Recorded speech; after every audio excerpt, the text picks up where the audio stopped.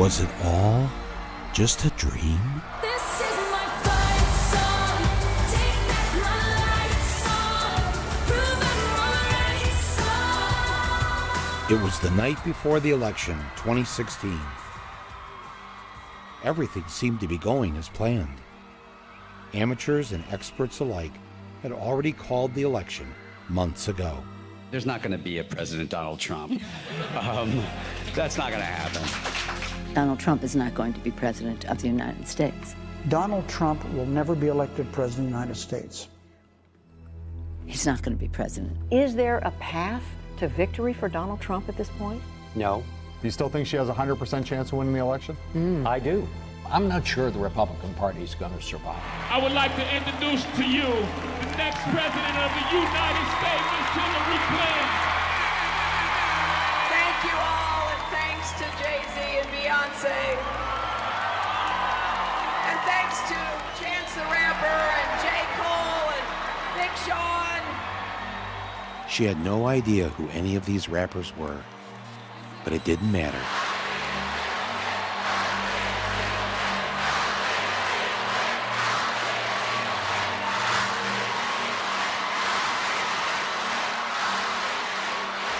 This is my fight song. The big day is finally here, and it's time to vote.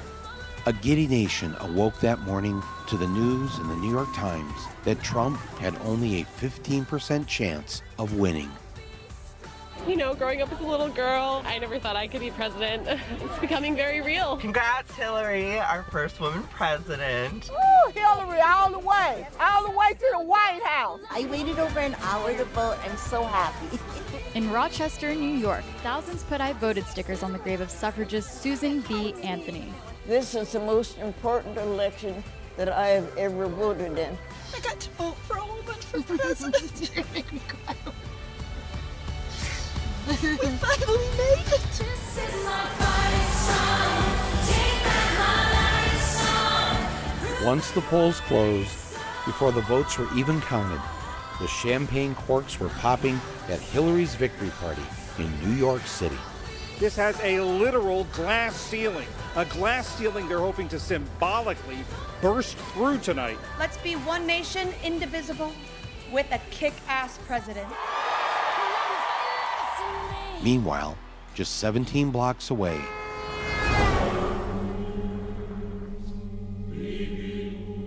it's a decidedly small venue, perhaps the smallest one I've ever seen for an event like this. things were looking bad for the other candidate. The crowd was glum. GOP officials now fear that if Donald Trump loses by a landslide, he could take down the congressional majorities with it. Fox News seemed relieved that they wouldn't have to support this man for the next 4 years. I think Hillary's going to win. The betting odds on the presidential race are 3-1 in favor of Secretary Clinton.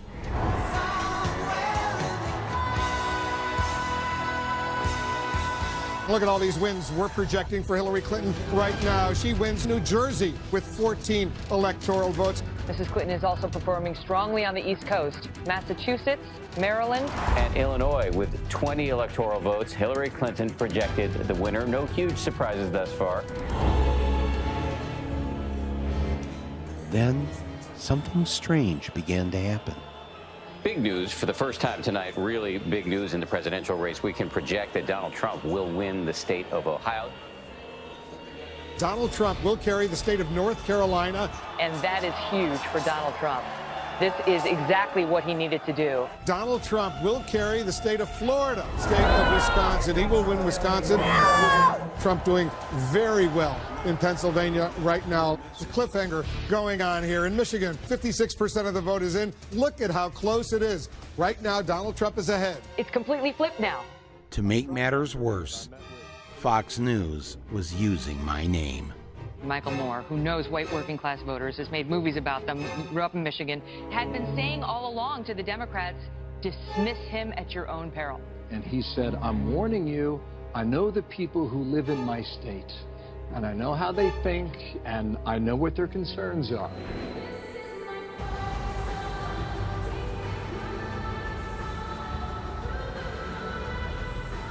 Everybody should head home. You should get some sleep. We're not going to have anything more to say tonight. This is a Fox News election alert. Donald Trump is the president of the United States.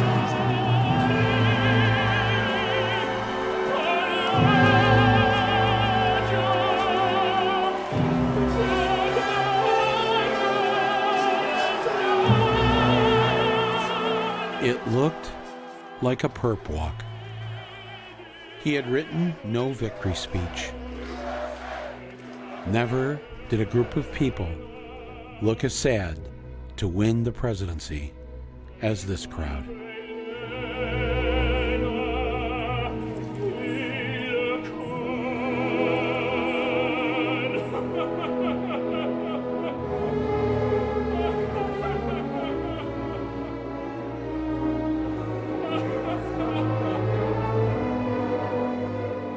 At 2:29 a.m. on 11/9/16, our new leader's image was projected onto the Empire State Building.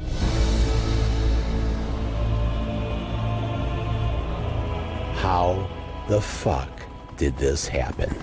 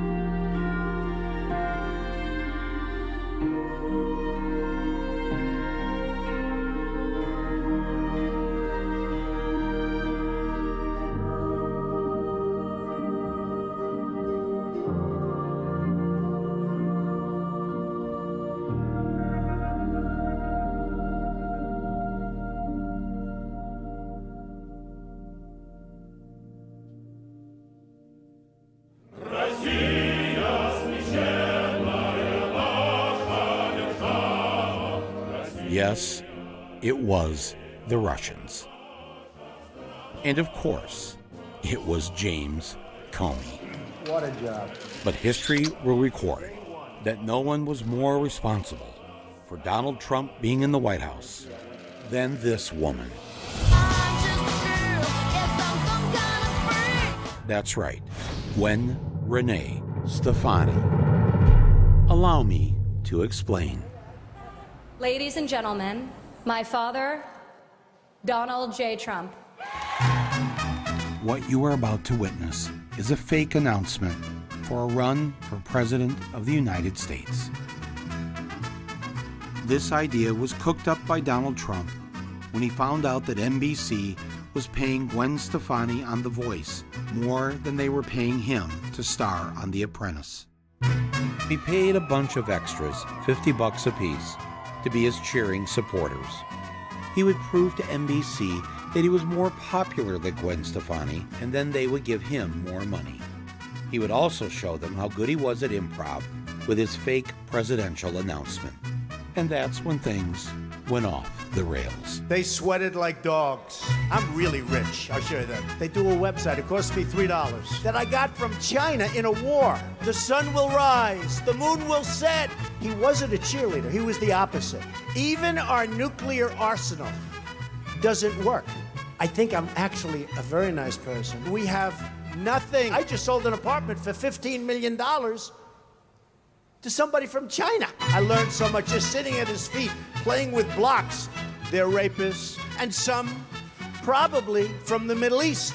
And I promise I will never be in a bicycle race, that I can tell you. We now have a gun on every table. We're ready to start shooting. The American dream is dead. NBC says it's cutting business ties with Donald Trump. Donald Trump receives a pink slip of his own, citing his derogatory statements, calling Mexican immigrants rapists, drug dealers, and criminals. His plan backfired. He was now out of a job. Though he had no real plans to run for president, his sons encouraged him to go ahead with the 2 rallies that he had booked and paid for.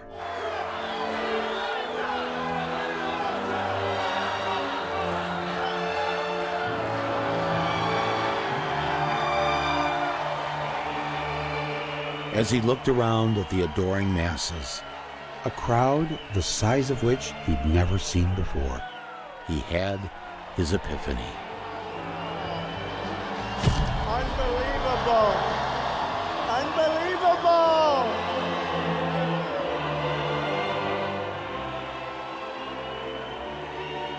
Maybe running for president wasn't such a bad idea after all.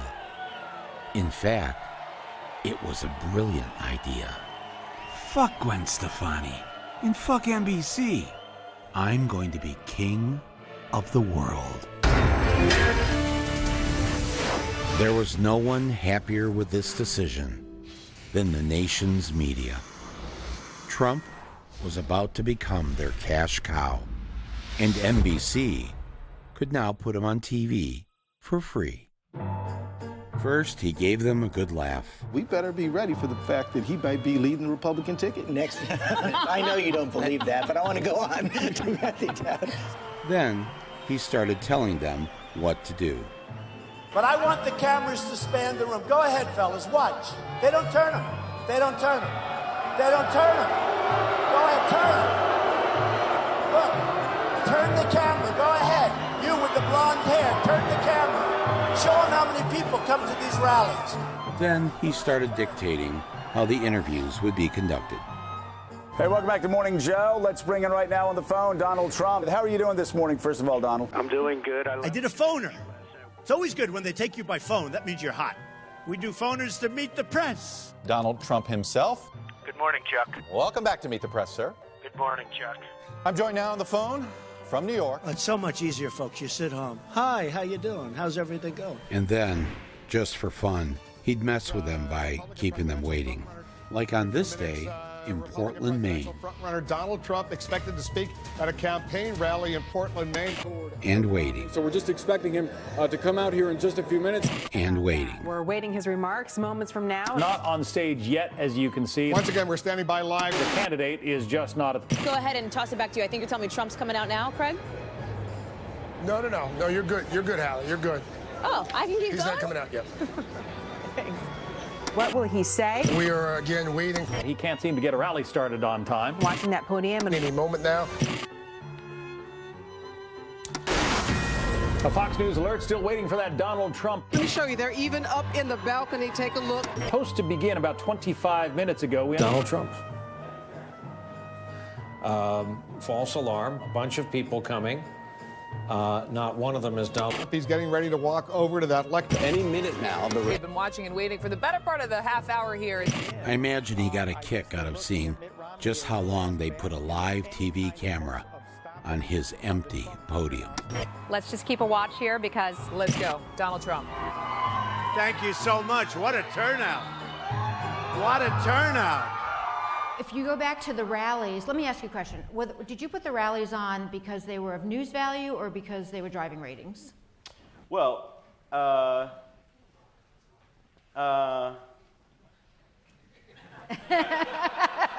Man, who would have expected the ride we're all having right now? This is pretty amazing, and, who would have thought that this circus would come to town? But, it may not be good for America, but it's damn good for CBS. That's all I got to say. The money's rolling in, and it's amazing. That's all I can say. I've never seen anything like this, and, this is going to be a very good year for us. All of the big networks were run by men. And some of their biggest stars shared a lot in common with Donald Trump. The word judgment has been used a lot concerning your use of your personal email. Why wasn't it disqualifying if you want to be commander?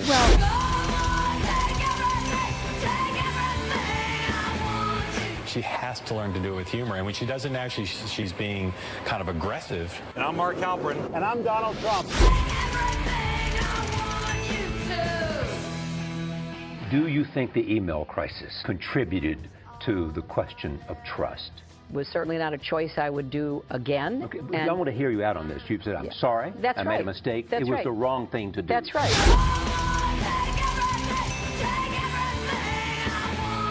Fox News has a secret formula, and we're never going to tell anybody what it is.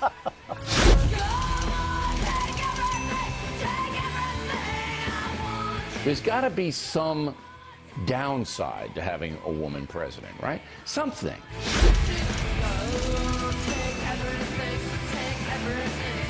Hold it. Let's get some more air conditioning. Hey, Matt, turn up the air conditioning. Up the air conditioning. This malignant narcissist, the one on the right, has always played the media for suckers and gotten away with it. I should know. Back in 1998, Trump and I were booked together on Roseanne Barr's new talk show. He did not know that he was scheduled to appear with me. I was all set to take him down, but he wanted nothing to do with it. I saw he was getting ready to leave. Tell her, have a good time. Excuse me, Mr. Trump? Roseanne's producers asked him to hold up and came and spoke with me and begged me to go easy on him. I don't know. He was scheduled to be on Politically Incorrect with me, and when he heard I was on, he skedaddled. So. Did he really? Yeah. We're not, we're a daytime show, so there can't be. What does she want to do? She would love to have you both out there. Have you asked him? No, you were the easy ones to see. Right. Get you on board. I'm sure. Then. I didn't want Trump to walk, which would screw up Roseanne's show, so the next thing I knew, I was playing nice. I've been on unemployment 3 different times in my life. But you know what? Neither one of us was ever $1 billion in the hole. I was down, almost about 900 million in a negative sense. Oh, Instead of asking him which Russian mobsters bailed him out of his billion-dollar debt, I just decided to make a joke. And what unemployment line were you standing in? I was doing well. I did learn one interesting tidbit. He had seen my movie, Roger and Me. I tell you, I loved what he did. If I was Roger, I wouldn't have liked it, but I enjoyed it. I hope he never does one on me, though.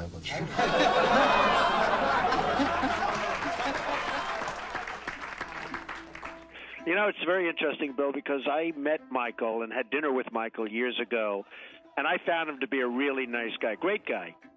I never had dinner with Donald Trump. He just made that up. And that's not the only time I've been in Trump land. Here I am giving a back rub to Jared Kushner. Back in 2007, Trump's future son-in-law was so excited about socialized medicine, he threw the opening night party for my new movie. I think Michael chooses very interesting topics, and I think he's also one of the great people of stringing together an argument. He does a great job of putting together a lot of different clippings and a lot of different information in a way that it's very easily digestible by a lot of people. And if you had to throw out a topic for his next film, what do you think that would be? Knowing Michael will be something that we're not thinking about and something that, really needs a light to be shined on it. And you want to know who else had their grubby paws in my film? This guy. Years later, I discovered that it was Steve Bannon's company that did the home video release. Michael Moore's a master of the craft. I'm just an apprentice. He has integrity. I actually admire Michael Moore as a filmmaker. I think he's a great filmmaker. I don't agree with his politics, but I think he makes great films. Okay, I don't know what to make of that, but it seems I'm a bit too comfortable with the enemy. Here I am on Facebook Live, just 2 days before the election, trying to inspire people to vote for Hillary, and guess who pops in? Huh? Oh my God! Kellyanne Conway. Oh my God! We met. Michael, be honest. Who's going to win Michigan? Even if I did know Kellyanne from being on talk shows with her, this was over the top.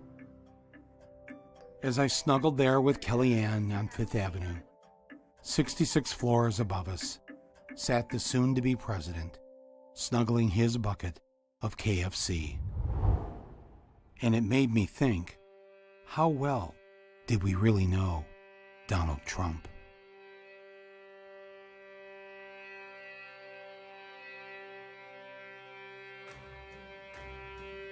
She's really a beautiful baby, and she's got Marla's legs. We don't know whether or not she's got this part yet, but time will tell. You're going up the escalator? I'm going to be dating her in 10 years. Can you believe it? Who is his favorite? I'm going with Ivanka. I'm going with Ivanka.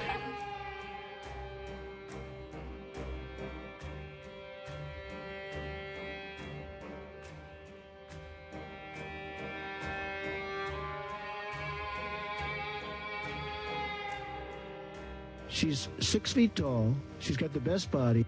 When Ivanka Trump came on stage, it's nice to see a dad kiss his daughter. Trump responded, he kisses her every chance he gets. Did your daughter get breast implants? No, she did. I mean, I would know if she did. She's actually always been very voluptuous. You are special. You remind me of my daughter. I like you. I like you. And you had sex with him? Yes. He's very proud of Ivanka. He said I was beautiful like her. If Ivanka weren't my daughter, perhaps I'd be dating her. You know? Oh, it's so weird. What's the favorite thing you have in common with your father? Either real estate or golf. Donald, with your daughter? Well, I was going to say sex, but I can't relate that part. Does this make you feel uncomfortable? I don't know why. None of this is new.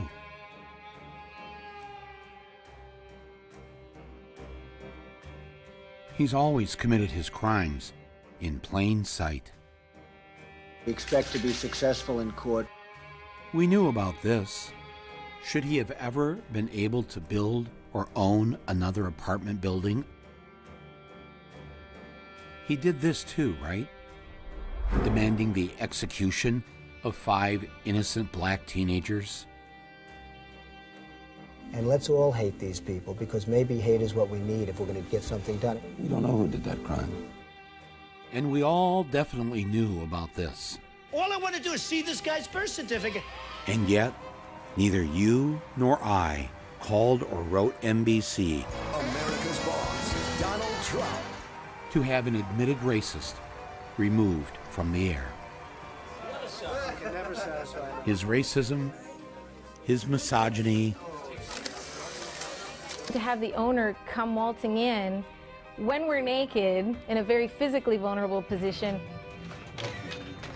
You know, I'm inspecting. I want to make sure that You're like everything a doctor. is good. You're there. Yeah, the dress. Is everyone okay? You know, they're standing there with no clothes. And so I sort of get away with things like that. All of this done out in the open, as if by doing it publicly, it was okay. No one would object. Even committing treason on worldwide TV was acceptable because he didn't hide it. President Putin was extremely strong and powerful in his denial today.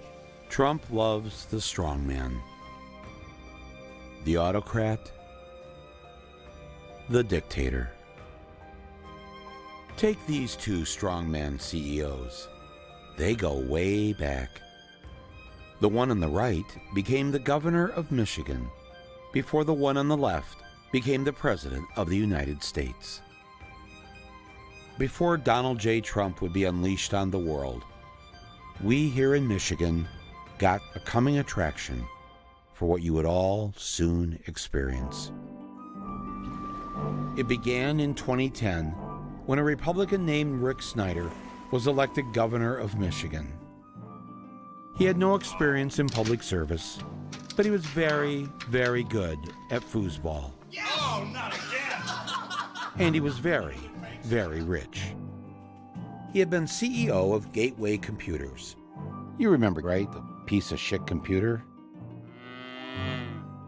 And he told the voters of my state that he was going to run Michigan like a business. I was hired to serve our citizens. They're my customers. Ah, yes. We're the customers. The customers of the big business that he was running. The ones that would pay for his billion-dollar tax break for the rich. The Michigan business tax is gone. Emboldened by his victory, he was not satisfied with just being governor. He wanted more power. And how do you get more power? You scare the people and declare an emergency. Governor Rick Snyder appoints an emergency manager. Prop 1, the emergency financial manager. Citizens got their emergency manager. And it is official. State police and a security team out to try and keep peace. The emergency manager bill is now a law. Governor Snyder signed the emergency manager law. Even though there was no emergency. He staged a coup. He removed from power the elected mayors and city councils of Detroit, Flint, Pontiac, and Benton Harbor, and install his cronies to run them in the way that he saw fit. This was a premeditated plan to reduce and privatize public services so that corporate people like him could make more money. People don't think that this is happening in the United States. If you don't say like Flint, Michigan, and you just say the powers of this person, like they'll think like it's Honduras. This is a way to target Black and brown communities. It was a king. The governor put a king into the city of Flint, and he ruled without being responsible to anyone. Look at the cities in Michigan that are under emergency management. The ones the governor took over. The governor took over. At one point, 50% of African Americans in the state were under emergency management, compared to 2% of whites. Governor Snyder's idea to remove democracy from Michigan's black cities so impressed the future president that he came to offer his support. Can you share your thought on an emergency manager situation that's still unfolding in our city? Well, that is unfolding. I've been reading about the emergency manager, and my attitude is whatever it takes to make that next step. We could say this maybe a little bit about the country. Whatever it takes to get it to the next step is what I would support. Governor Snyder wanted to flex his new autocratic powers. He saw an opportunity to take advantage of the poorest city in the country and of the largest source of fresh water in the world. Option A was that he could just leave well enough alone. After all, for 5 decades, the city of Flint got its water from Lake Huron, a 10,000-year-old pure glacial lake, water delivered to Flint through publicly owned pipelines. Or there was option B. Why not build a new, completely unnecessary pipeline that would benefit investors, his major campaign donors, and banks like Wells Fargo? The only catch was that while the new pipeline was being built, Flint would have to switch over from Lake Huron to the industrial sewage ditch known as the Flint River. We believe there was a significant financial fraud that drove this. Was it for the benefit of the local unit of government or for the individual? Individuals. At those levels? Individuals are doing it for themselves. Yes. I believe greed drove this. In April of 2014, the governor switched the city of Flint's drinking water to the Flint River. Here's the Flint. Here's the Flint. Here. Here is his team toasting each other over what would amount to, in essence, a slow-motion ethnic cleansing. 3, 2, 1. Some residents are wondering, will we see a change? No, the average resident won't notice any difference. Look down in there. Within days, the average residents noticed a difference. A big difference. That's nasty. Their hair started to fall out. Skin rashes appeared all over their bodies. And the children got sick. Parents whose children showed no symptoms were still worried that they might be sick. Because as one doctor noticed, nearly every child had ingested lead. There is no safe level of lead in a body of anybody. There is no safe level of lead. It is potent and it is irreversible, which means once it is in your blood, it wreaks havoc. You mean irreversible for how long? Forever. It literally drops IQ levels of children. It leads to impulse disorder and then memory issues, violent behavior, aggressiveness. It also impacts your DNA. Moms exposed to lead, you can see the DNA changes in their grandchildren. Word of the developing disaster reached the governor's office. And so he quietly dispatched an aide to Flint to find out what exactly was going on. The report came back with bad news.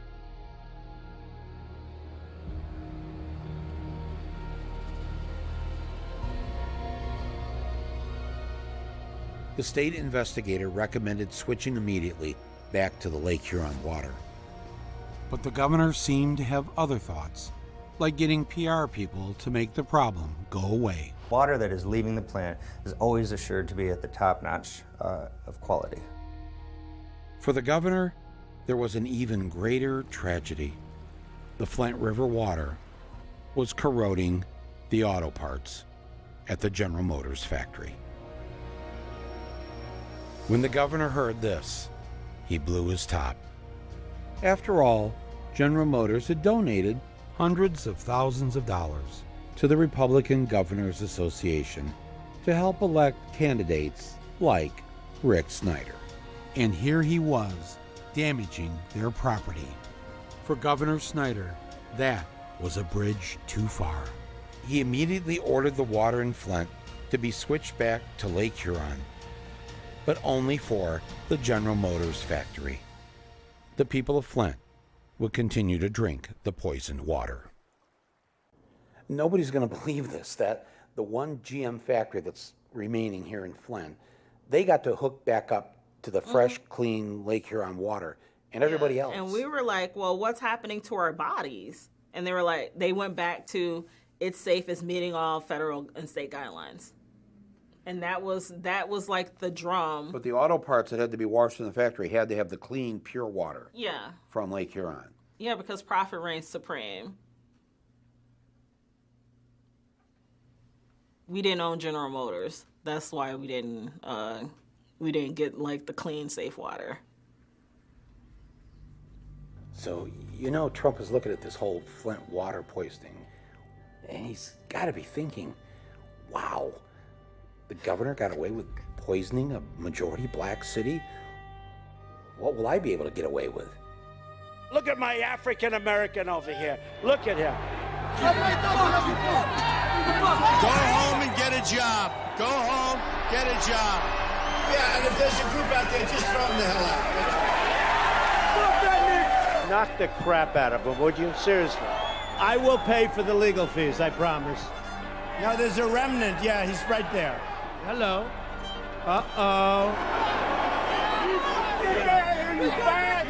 In the good old days, they'd rip him out of that seat so fast. Build that wall. Build that wall. Build that wall. Build that wall. We are going to make America great again. I will tell you that our system is broken. You know, most of the people on this stage I've given to, just so you understand. Before 2 months ago, I was a businessman. I give to everybody. When they call, I give. And you know what? When I need something from them, 2 years later, 3 years later, I call them. They are there for me. And that's a broken system. He was right. It is a broken system. So he decided to break it some more by eliminating all 16 Republican contenders. You're not going to be able to insult your way to the presidency. Just excuse me 1 second. Well, this guy's a joke artist, and this guy's a liar. One by one, he took down the Republican elites. Donald Trump said, quote, "Look at that face. Would anyone vote for that? Can you imagine that, the face of our next president?" And boy, did it feel good watching him neuter the final Bush. They lied.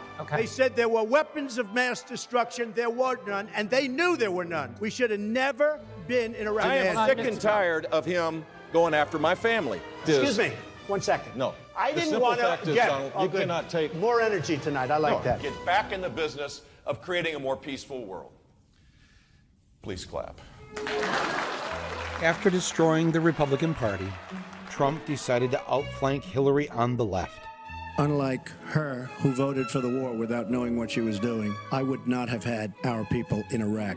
Taking one position after another that was more liberal than hers. Don't vote for a Wall Street sellout like Hillary Clinton. You made 3 speeches for Goldman Sachs. You were paid $675,000. That's what they offered. On days where she would make 1 or 2 campaign stops, Hillary Clinton attending a number of private fundraisers, building those campaign coffers. Trump was holding Big rallies in important swing states. You know, it's not a good sign when your campaign is sending cardboard cutouts instead of you.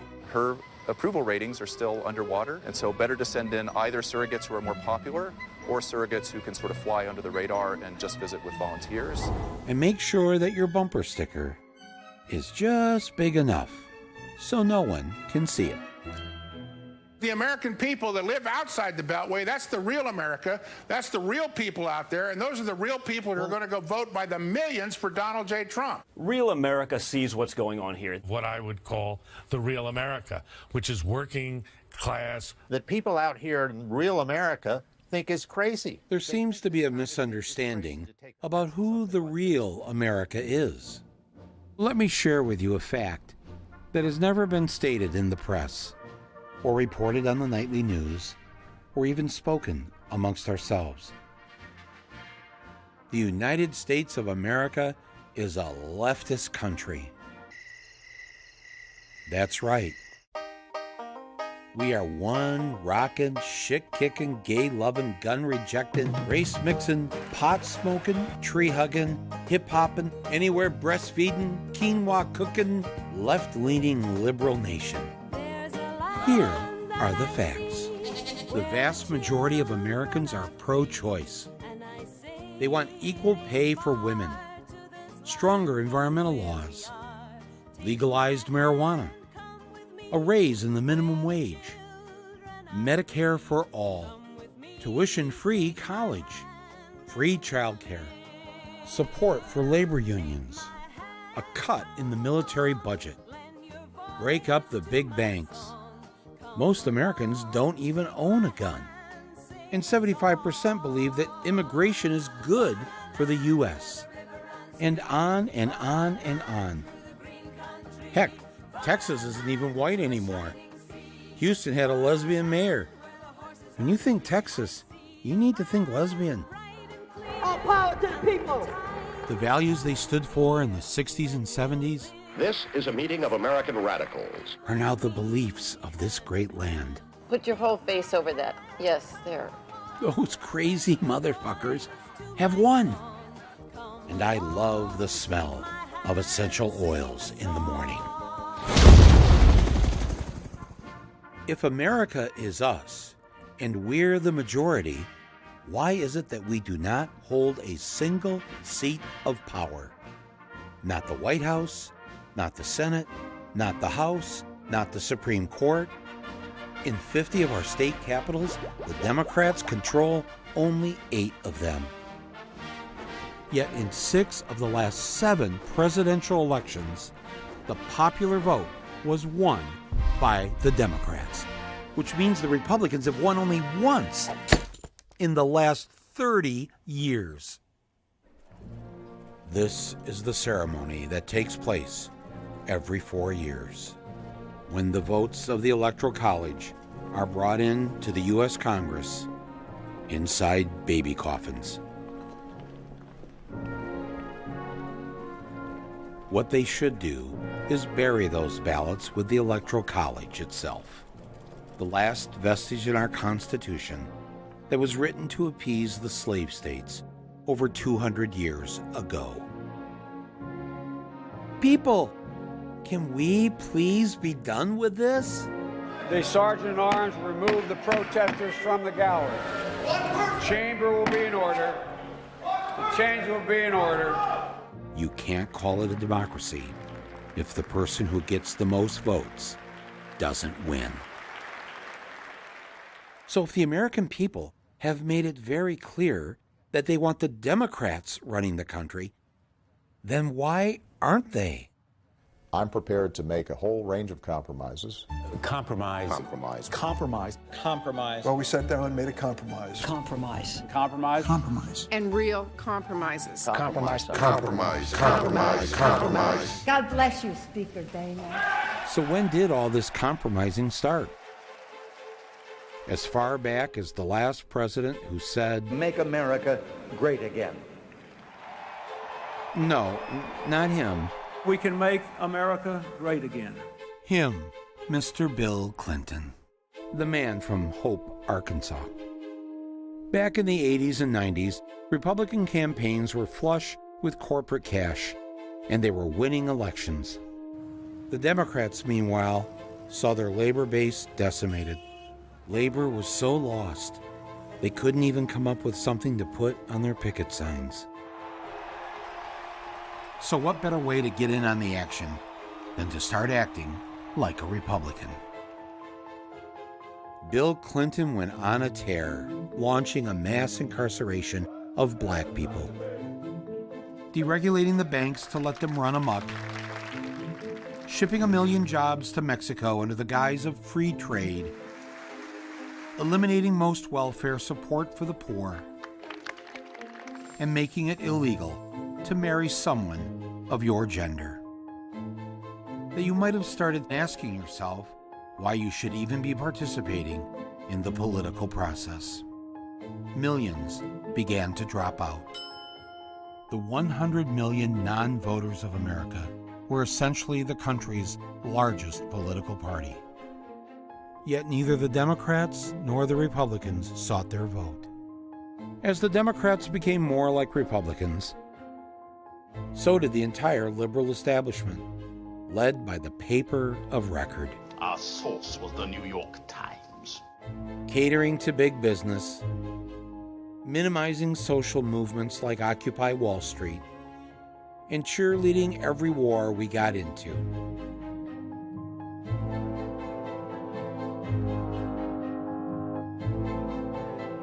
We needed to go over to that part of the world, and what they needed to see was American boys and girls going house to house, from Basra to Baghdad, basically saying, "Suck on this." It also tries to dictate elections. Bernie Sanders' message resonates with a certain age group, his own. That's the headline. When you read that now, after, seeing what actually happened. Seeing Bernie in person and hearing.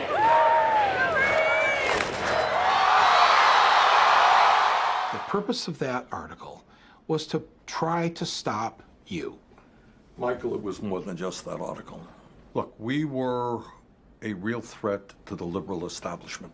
Because if you think that the New York Times or the Washington Post is really going to be talking about the issues that are important to working people in this country, are going to be talking about the need to take on the billionaire class, you would be very mistaken. People believed Bernie, and he was sincere in what they believed he was if he got elected, he was going to do these things. Right. I was a big, big Bernie person, and Bernie won every single county in West Virginia. Counties? Yes. Every single county went for Bernie, and in Mingo, Hillary came in third place behind somebody named Paul Farrell. I don't even know who that is, okay? Even though Bernie Sanders won all 55 counties in West Virginia, with Hillary not winning a single county, the West Virginia Democratic Party went to the Democratic National Convention and told this lie to the American people. West Virginia, how do you cast Madam your Secretary, 19 votes for the next president of the United States, Hillary Rodham Clinton, and 18 votes for Senator Bernie Sanders. A single lone West Virginian did her best to put her little homemade sign within the camera frame so that the American people would know the truth. The West Virginia Democratic Party decided to alter the results of the West Virginia primary by ignoring the will of the people and adding their own super delegates, i.e., party loyalists, people picked by the party hacks. Just like all the state Democratic parties did. Indiana, Hillary Rodham Clinton. Michigan, Hillary Clinton. Montana, Hillary Clinton. New Hampshire, Hillary Clinton. Rhode Island, Hillary Rodham Clinton. Vermont, Hillary Clinton. I move that the convention suspend the procedural rules, and I move that Hillary Clinton be selected as the nominee of the Democratic Party for President of the United States.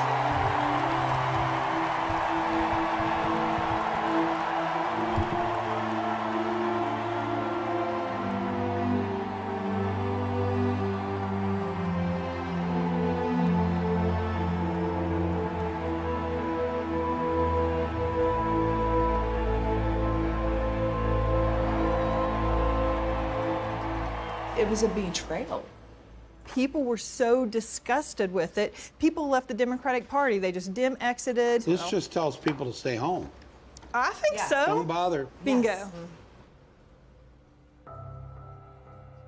When the people are continually told that their vote doesn't count, that it doesn't matter, and they end up believing that, the loss of faith in our democracy becomes our death knell. The strong man, the autocrat, only succeeds when a vast swath of the population decides they've seen enough and give up.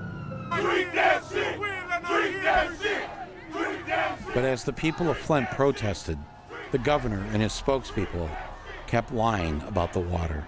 This is certainly a situation that deserves attention. I do not think that it rises to the level of a statewide emergency. Why not? There's just we are here with the resources necessary to address the situation without that declaration. Anyone who is concerned about lead in the drinking water in Flint can relax. There is no broad problem right now that we've seen with lead in the drinking water in Flint. Let's get the facts. Let's keep working this, and let's remember, water isn't the only source of lead, and so we need to make sure we're encouraging people to look at other places that could create a threat. I actually started working for the health department November of 2015. This is April Cook Hawkins. She was asked to participate in the cover-up. I was the case manager here in Flint, Michigan. All of the results in regards to the blood levels, I inputted those numbers and made sure all of those numbers were correct. And while doing so, she discovered that the government officials had cooked the books. My supervisor asked if I would go in and help them out with the numbers and not show certain things. If someone came in and they test high, the health department didn't want that number to be shown. She began secretly making printouts of the falsified records and was afraid to show them to anyone until she brought them to me. Is this an actual document that you kept as a piece of evidence? Yes. The normal number is 3.5, and anything over 3.5 is considered a high lead level. 6, 6, 5, 6, 5, 5, 6, 7, 10, 6, 8, 6, 6, 14. Not a single number that says 3.5 or lower. No. That means every child on this sheet of paper has an elevated level of lead. Yeah. And I said, so let's just call the parents and retest. And they said, no, we can't do that. Just put them in as a 3.5 then. And so the parents aren't able to start taking immediate action to help the child that's been lead poisoned. They think their child is fine. And they, My child tested low. You knew these parents were getting letters that were not telling the truth. Correct. Just put them in as a 3.5 then. And you said? I said, no, I couldn't do it. And that's when things kind of hit the fan for me. Somebody told somebody to do this, to cover up what the state was really up to. Yes.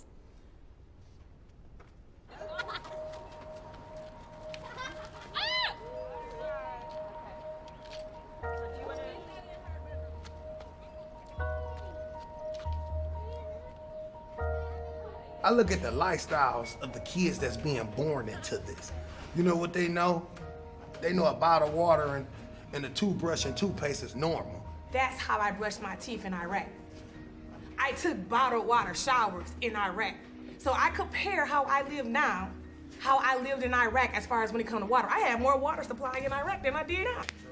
And we need to not have the highest water bills in the nation, especially since Michigan has 85% of the nation's fresh surface water, 20% of the world.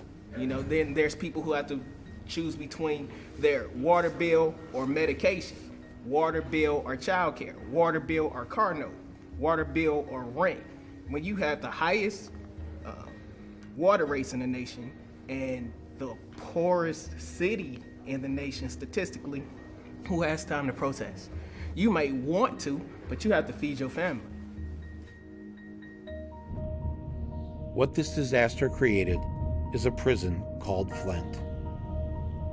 No one would move here, which meant no one could leave.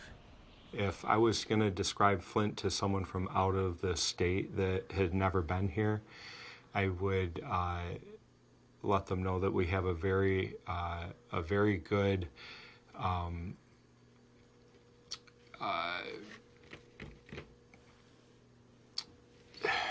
So that is usually the most common question. People say, why don't you just move? Would you buy my house for what I owe on it? Unfortunately, this water crisis could be almost the final nail in the coffin for Flint. And then people started dying of Legionnaire's disease.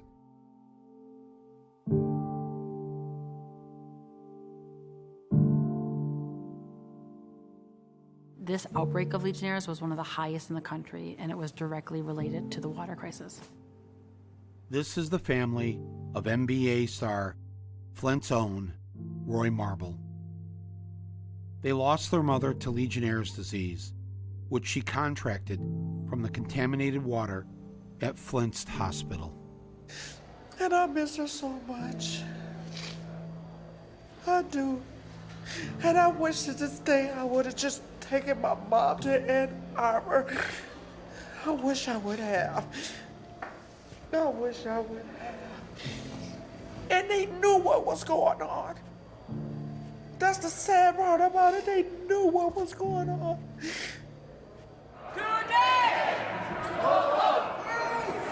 Don't let anybody tell you this is just about water. This is about greed.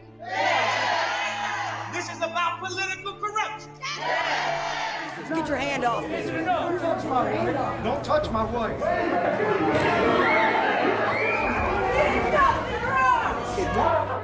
Not Nestle. 911, what's your emergency? We had a group of protesters.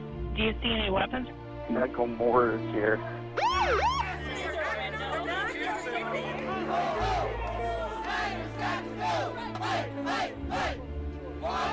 Let's call this what it is. It's not just a water crisis. It's a genocide. It's a racial crisis. Genocide. It's a poverty crisis. That's right. We need the President of the United States here. We need federal help. We need FEMA. We need the EPA. We need the CDC, and we need the Army Corps of Engineers. What did you know, and when did you know it? You're asking 3 questions now. Okay. And that goes to your point about being civil. In many respects, you haven't been the most civil about this whole situation.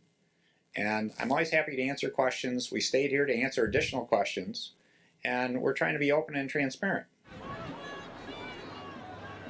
He had been anything but open and transparent.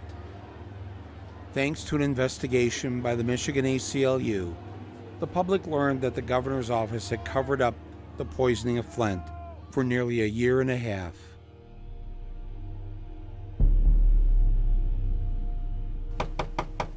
We've been to homes like Saturday and one today where the windows, there's holes in the windows, and there's little, like, young children. They've got like a little blanket around them, and many of them have fallen on hard times. I saw 2 babies shivering, and I'm bringing them bottled water, and the mother thinks I'm like the second coming. You know what my thought was? I thought, that son of a bitch. That's what I thought. The governor. To do that to our people. Right. He should be charged criminally. Once he was advised by his chief of staff that the water had lead levels above what was acceptable, and he continued the program, didn't bring it to anyone's attention, any of his administrators, in fact, fought it, that makes it an intentional act. So for every hour after he knew that water was essentially poisoning these children, it's a criminal act. I think it's a criminal act. No terrorist organization has yet to figure out how to poison an entire American city. That took the Republican Party of Michigan and its CEO governor to pull off.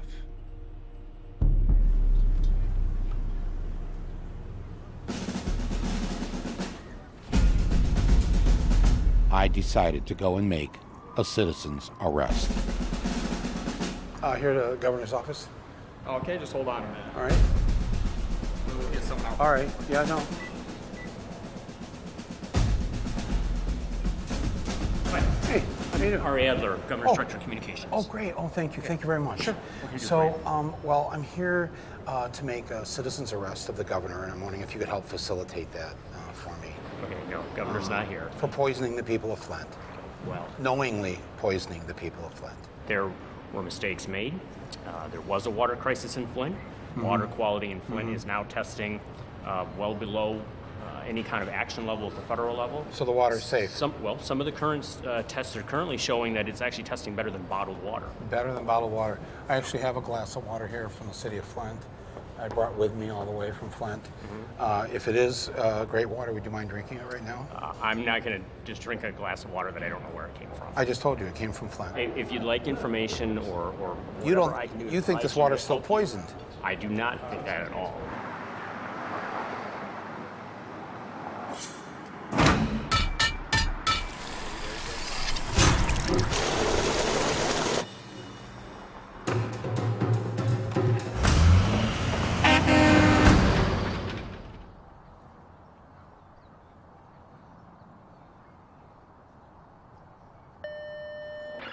Governor Snyder?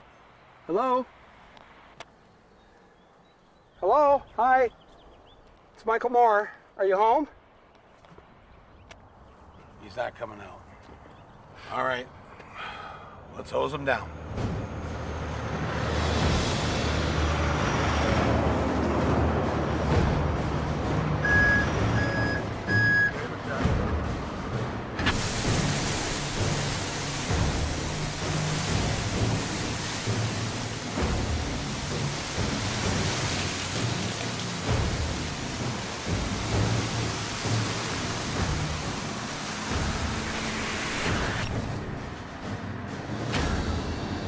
I just got back from Flint. Yeah, that Flint. I saw that dirty water with my own eyes, but not to my surprise, Governor Snyder, you're not much of a provider, 'cause Flint ain't fixed. Every single child in Flint, Flint ain't fixed. 10,000 children, Flint ain't fixed. had drank the lead. Flint ain't fixed. The children up there are sick. The lead in the water is thick. Flint ain't fixed. I wasn't born here, and we came to this country very much for that American dream. And, you know, with nothing besides education. You know, my dad was a GM employee, my mom was a teacher, benefited from, you know, union contracts, sent their kids to Michigan's public schools. The American dream worked for us. It worked for me and my family the way that it does not work for the kids that I take care of in my clinic every day.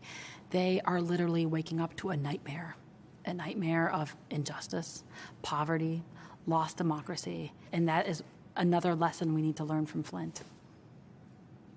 Maybe that's why it's called a dream, because it's not a reality for everybody. No, it's not. Right? Yeah, there are multiple Americas.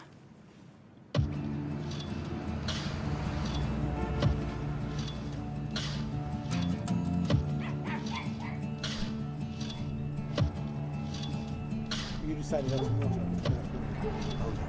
People are scared to challenge you. You deploy because your nation sends you to these places. And then one day you come home and you realize it was all a lie. Our town is dying. 1 out of every 4 homes is an abandoned, dilapidated structure, and you get told, keep picking up trash and let leaders do what leaders do. Elected leaders in our towns, in our states, in our country, absolutely are self-serving. They have no idea of what it's like for a single parent to put food on the table for her child. You know, you come home and you realize that I can take you 5 minutes from here and show you where kids have it worse than the kids I saw in Iraq and Afghanistan. So that's why I come back here and I started speaking up for the things that I believe in, and I will not shut up for nobody. And I don't give a shit who you are. I'll fight you in the damn street right now. Okay. I'm sick and tired of people telling me that America is the greatest country because we can whip your ass. We don't have health care for everybody. We don't have that. We have homelessness that's everywhere. We have an opioid epidemic that has absolutely destroyed our communities, has killed more people last year than all the lives lost in the Vietnam War, and we're not willing to go to war against Big Pharma. How come we don't have more people like you on our side? We do. Let me tell you something. There are many of people out there. Where are they? My name's Alexandria. I'm running for Congress here. Yeah. I looked at the match between our representation, our community, the special interests that are kind of hurting what's going on here. And then I looked around and saw that this seat hadn't been challenged in 14 years. It really just felt like if nobody's gonna do it, then I gotta do it. My name is Rashida Tlaib. I'm running for the U.S. Congress. I'm running to become their next congressman in the midterm elections. I'm here doing this because listening to the speeches at the Women's March inspired me. I'm a professional backyard chicken farmer. I had never run before. And you're an author? It's just a how-to book called My Pet Chicken. In the back I have recipes. I believe that in a modern, moral, and wealthy society, no person in America should be too poor to live. That's what I think. It's simple. Her views, her policy positions are actually downright scary. Let's see, single-payer, universal health care, universal jobs, government-subsidized housing, free colleges. She wants to abolish ICE and, of course, impeach President Trump. I don't think he knows how to deal with a girl from the Bronx. We'll see. People always say, you gotta wait your turn, Rashida. And I was like, what turn? I didn't know there was a line. I'm actually running for Congress. Hi, sweetie. You probably also see me get kicked out of the Trump rally. Donald Trump was coming. He was less than a couple miles from my house. We found out that the Detroit Economic Club was not going to allow questions. First time ever in history. Well, we were taken aback by that. Why can't we ask questions? Detroit. So 12 women came there and every 2 minutes interrupted. In terms of violent crime.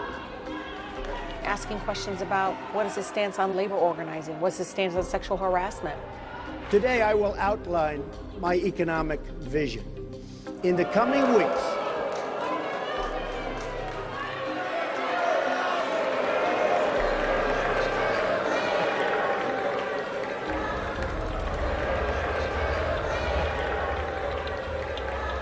my campaign is about reaching out to everyone as Americans and returning to a government that puts the American people first.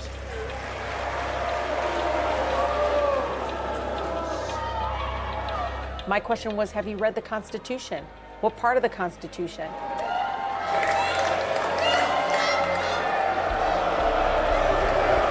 That was the most American thing I could have done.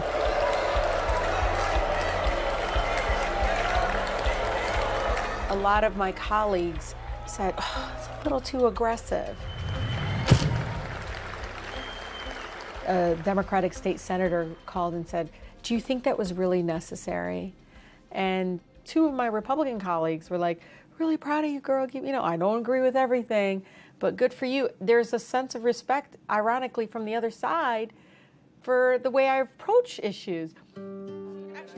One thing was abundantly clear. These candidates were fighters. People deserve someone who are going to fight for the people and not for corporations. To be able to encourage someone to run for office, man, it is truly the lack of political will from our Democrats, and their backbone is literally just missing, right? And you put both of those components together, and then on top of that, you taking money from the same folks the Republicans taking money from. The Democratic Party should be recruiting extraordinary, ordinary Americans that actually get on the same bus as their constituents. Actually have kids in those public schools and understand what it feels like for a teacher not to get paid well salaries or lack of resources, right? The definition of electoral insanity is trying to re-elect these same guys over and over again and expecting our country to be any different. For the first time, Democrats will have an all-female statewide ticket. And on that list, Rashida Tlaib. She is poised to become the first Muslim woman in Congress. We're not ready to give up on the party. We're just ready to take it over. And let's put some people in there that get it, because we felt the Take pain. it over. Take it over. Take it over, Michael. It was already being taken over. Hundreds, if not thousands, of insurgent candidates, many of them women. They weren't just running against Republicans. They were running against the establishment of the Democratic Party that has led them to defeat for so many years. This old guard had tried to keep the candidates on the moderate side of things, to stay in the center, to not rock the boat. In other words, to lose. 51% of people between 18 and 29 no longer support the system of capitalism. Well, I thank you for your question. But I have to say, we're capitalist, and that's just the way it is. The we who are capitalists, is she talking about her constituents? Or maybe she means the people who fund the Democratic Party. They enlisted their friends in the media to tamp down the democratic revolution that was underway. I think the party moved too far to the left. Much farther to the left and out of touch with working class voters. And if her win makes her into what Kellyanne Conway called the new face of the Democratic Party is not going to have a very bright future. The worst damage happens behind closed doors, where Democratic Party leaders do their best to stomp out the hopes and dreams of those who would like the Democrats to actually win.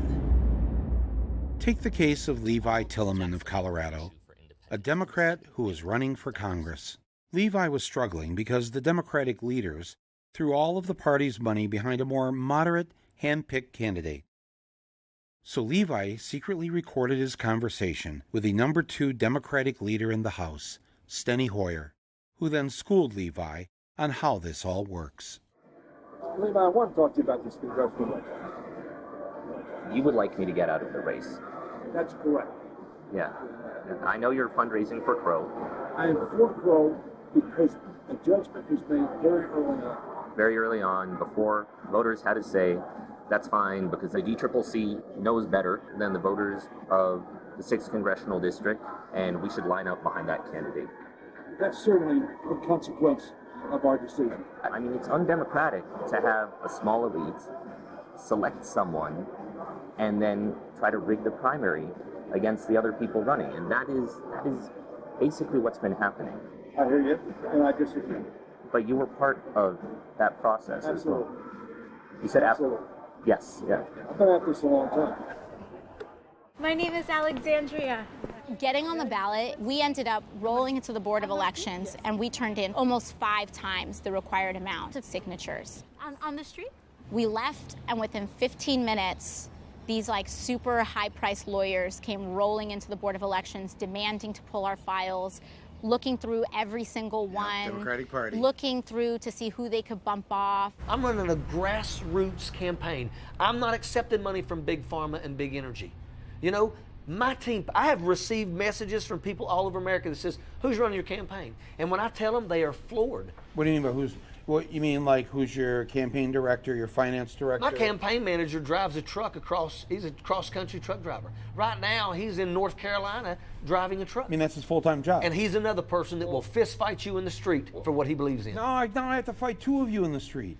Fuck, come on, you get it. It's how we roll down here in West Virginia. You don't have to be ex-military to have the fighting spirit. Sometimes the bravest people are the ones you'd least expect.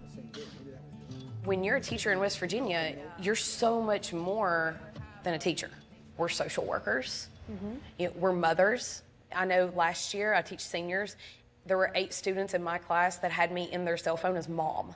That was how I was listed in their contact. So, as mom? Mom. Yes. You are the mother figure because their mother abandoned them 5 years ago. Their mother died of a drug overdose. I've had all of these situations that's happened. But we still live paycheck to paycheck simply because we don't make hardly any money. The teacher's pay in West Virginia is ranked 48th out of the 50 states. Some of these teachers live below the poverty line and qualify for food stamps. I think every teacher in West Virginia knows several that's in that situation. In addition to teachers being on food stamps, things were about to get even worse. Not only was their health insurance going to double, they also started this thing called Go 365. It's a kind of a wellness program. Go what? Introducing Go 365. To even get health insurance, teachers were being forced to buy and wear a Fitbit device. The Fitbit would track all their physical activity all the time. And if you don't register enough steps into the online database, then you pay a $500 penalty at the end of the year. You know how weird this sounds? Like how darkly strange and wrong? Yes. Yes. And who was behind this tracking the teachers idea? A man named Justice. Governor Jim Justice. Nobody loves education more than me. Nobody loves our teachers more than me. Tonight in Pineville, a meeting was held to discuss changes to the Public Employees Insurance Agency. If the Fitbits could measure pissed off West Virginian teachers, they'd be lighting up right about now. But the leaders of the teachers union weren't much help. They discouraged a statewide strike. Our union reps, they've told us about all the risks. We could lose our job, we could lose our seniority, we could lose a day's pay, we could lose all these things. I just said, guys, listen, the eyes of West Virginia are on us right now. If we can just have the courage to step out, other counties will follow. This was the chilly scene outside Point Harmony Elementary Friday morning. Upwards of 50 teachers lining the sidewalk, all on a mission. The teachers decided on their own to go out on strike and do it by themselves, one school district at a time. All of Mingo County is on the courthouse steps. People are chanting, we're Facebook live streaming that, and other counties are commenting on there and saying, I wish I was there. It escalated really quickly. So 4 go out, then 7 go out, and then 55 of 55 counties. The strike will go on in all of them tomorrow. It is unlawful to have a work stoppage. The teachers were warned the strike is illegal. They face anything from being fined, being fired, to going to jail. But for them, it was worth risking jail to get what they wanted: a 5% raise and health insurance without Fitbits. The teachers weren't alone, because the bus drivers and other school staff were part of the same strike. Except there was one problem. Over half the school children in West Virginia got their breakfast and their lunch at school. So the teachers decided to prepare food for the students during the strike. The group not only packed the bags, but also hand-delivered them to each student's home. Oh, my stars. Make no mistake about it, they want the voice of the working class citizens to be gone. If you are not a member of a labor union, you better become one. If you noticed, many days they had red bandanas wrapped around their necks, and they're proud of that. The bandanas have a special meaning going back to the 1920s, when tens of thousands of coal miners went on strike, wearing red bandanas around their necks to identify themselves as pro-union, and thus popularizing the term redneck. And you might think it might be a derogatory term, but from where we're from, that is a term of pride. That says we will not back down. The labor unions across this country needs to take up the red bandana and needs to put them around their necks and say we are tired of being overlooked, mistreated, underpaid, overworked, understaffed. We're tired of it. Public schools in West Virginia will remain closed today, the third day of a statewide strike by teachers and other school employees. It will be closed tomorrow for a 4th day. Already lasted 5 days. Like true rednecks, the teachers stood firm. Those people in that Capitol right now wouldn't be here if it wasn't for them teachers. But the union leaders reached a compromise with the state. We believe the best course of action at this time is to return to school tomorrow. The union leadership had sold out. They got the teachers less than what they wanted and left the bus drivers and the lunch ladies out in the rain. It's a Band-Aid on a shotgun wound.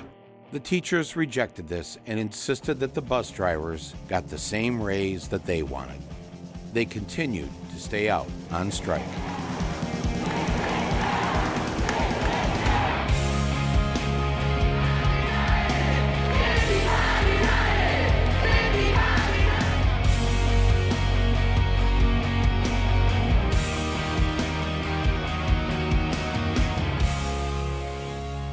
They held firm day after day. And after 9 days of striking,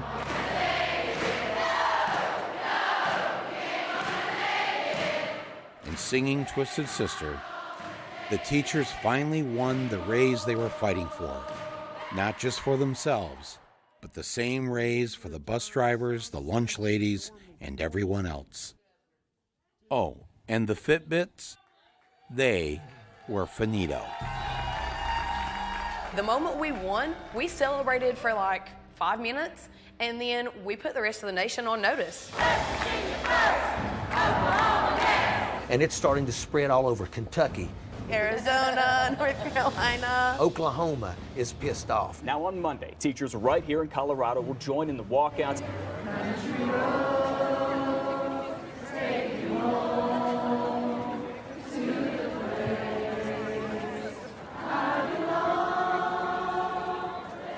When working class people come together and say, we're not leaving until you give us what we want, there's no money or anything more powerful than that. And that's why politicians since the beginning of this country, they have tried to divide people by race or gender. Right. And so that's the Republicans do it, but you know what? The Democrats do it too. The Democrats say that the concerns of the people here don't have anything to do with the concerns of the people in Flint, Michigan. And that's bullshit.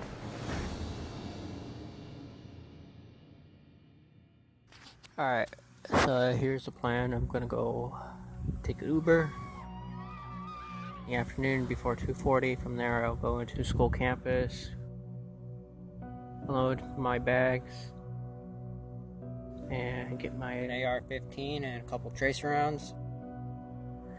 Wait, and people will die. Location is Stone Douglas in Parkland, Florida.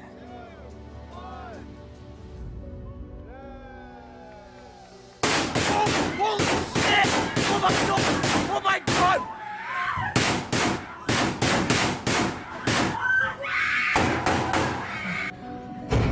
Oh my god!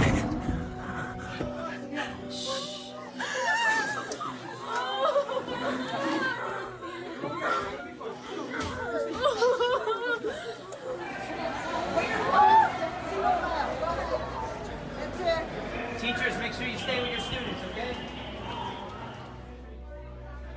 And, like clockwork, came the thoughts and prayers. Thoughts and prayers. And our thoughts and prayers. In our thoughts and prayers. Quote, our thoughts and prayers. Thoughts and prayers. Our thoughts and prayers. Our continued thoughts and prayers go out to all.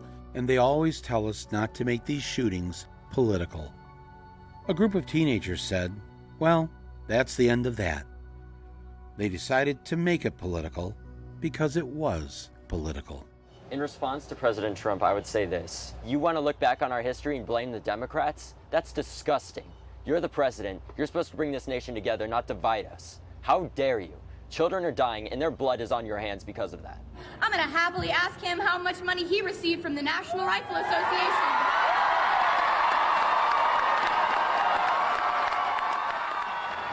It doesn't matter because I already know. $30 million! And divided by the number of gunshot victims in the United States in the 1.5 months in 2018 alone, that comes out to being $5,800. Is that how much these people are worth to you, Trump? They say that tougher gun laws do not decrease gun violence. We call BS! They say a good guy with a gun stops a bad guy with a gun. We call BS! They say that us kids don't know what we're talking about, that we're too young to understand how the government works. We call BS! To all of the generations before us, we sincerely accept your apology. And we appreciate that you are willing to let us rebuild the world that you fucked up. These fearless kids are on fire, and the fire was spreading. 1 month after the shooting, there was a National Student Walkout Day. But this middle school principal didn't want to let the kids off campus. Basically just all ran out. I'm not sure if they're letting us organize. They can't expel everyone here because that's insane. West Glades, you may go back to second period. We were able to go because so many people, there's one person can't stop at least over 500 kids. West Glades Middle School, you may go back to second period at West Glades. The tweens had tasted power, and they now knew that the adults are, well, kind of just a bunch of ineffective dweebs. We want change! We want change! This was a bona fide political movement, and I was there to see it for myself. The Parkland students invited me into their secret headquarters.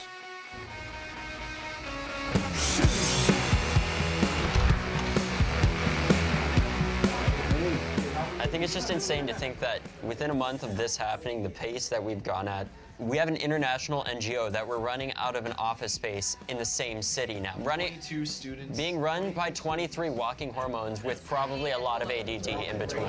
I don't know if it was the hormones or the ADD, but the international march they were organizing was taking off. What's up to? It's at 820. Yesterday it was at like 760 something. That's like several more marches in a day. Did you just say 830 marches? My generation, the generation after me, maybe we did one thing right. We raised you. On the contrary, social media raised us. Yes. My phone. And like you see it like communicating with other young people Yeah. about what the real truth is. Yeah, exactly. One of the fake news networks, CNN last night, was saying, I want teachers to have guns. I don't want teachers to have guns. I want certain highly adept people that understand weaponry, guns. if 20% of the teachers have guns, it may be 10% or maybe 40%. We need to let people know, you come into our schools, you're going to be dead, and it's going to be fast. This is about us demanding change, and this is about the fact that we have already won. It's just a matter of when. Thrust into instant activism, the students went to the place where change is supposed to happen. The state capitol building in Tallahassee, one of the few places in Florida where you're safe from guns. He didn't even reach 18 years old yet. He was a boy who got shot in the head because of your law saying that an 18-year-old boy can carry a military-aid weapon to kill. The students were impeccably prepared. Some of the legislators, not so much. You can shoot as many bullets with a handgun as you can with these rifles. But civilians with such high-capacity magazines, you support that? When you say high-capacity magazines, that's the number of bullets. Yeah, I've heard different positions on that. All we want is an answer as to how are we going to fix this and continue our life, not living in fear. Yeah, it's going to take a lot. It's going to take a lot. It's going to be multifaceted bullet points of coming in from all kinds of different angles. Government is set up to move slow, okay? There's committees, there's dual houses. It's not like cutting grass. Cutting grass, you can immediately turn around and see this is the product of what I've done. But what's your personal stance on assault-style weapons like an AR-15? Yeah, it's a head scratcher where we are. So it's going to be a debate. I've always defended people's right to defend themselves. With an AR-15? I haven't got specifics, so you're asking me specifics yet, Jake, and I don't know. But They quickly learned that asking for help from a politician who gets an A+ rating from the NRA gets you nowhere. Take the camera off for me. You need to challenge them directly. Senator Rubio, can you tell me right now that you will not accept a single donation from the NRA in the future?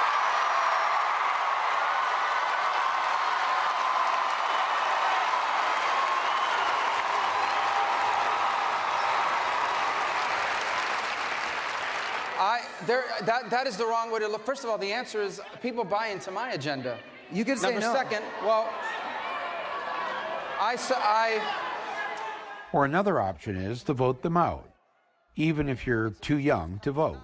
I get tweets from people, they're like, hey, I'm a mom from Tennessee. I've never voted before, but I'm gonna vote now. Yeah. So people that are non-voters Yes, are telling you, I'm gonna vote. At all these marches, we're having booths to register yourself to vote, because we know that we're going to be the generation that are going to vote those people out. case in point, this guy. Maine Republican Leslie Gibson, running unopposed for state representative, tweeted about a Parkland shooting survivor, calling her a skinhead lesbian. They're already down, and he knocked them even down more by saying that. That wasn't very nice of him. After Gibson's hate speech, David Hogg had immediately put out a call to action on Twitter. And sure enough, in District 57, there's a candidate who was unopposed. He now has competition. 28-year-old Aaron Gilchrist of Green submitting the necessary amount of signatures required by the Secretary of State's office to run. And then this happened. Guys. Breaking news. The guy who called Emma a skinhead lesbian who is running unopposed as of like a day ago. Yes. And we dropped out. Oh my God!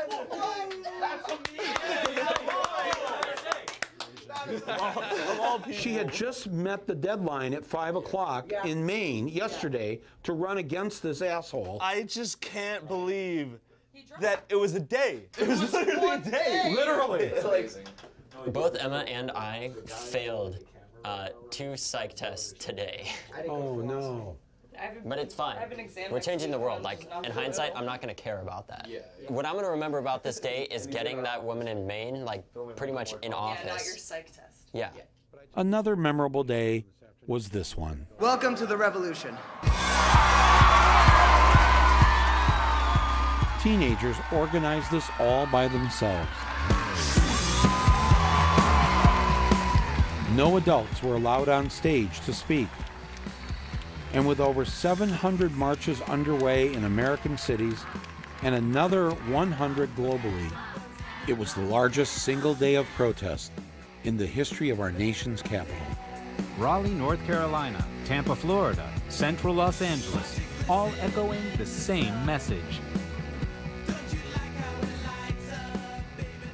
And when a message is urgent enough, sometimes help arrives. City of Flint, USA,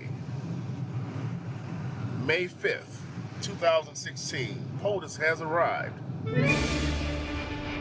The people of Flint had one last beacon of hope. We were all invited to this big thing where the President Obama was going to speak to us about the problem. Oh my gosh, this is so cool! Oh yes! Oh yes!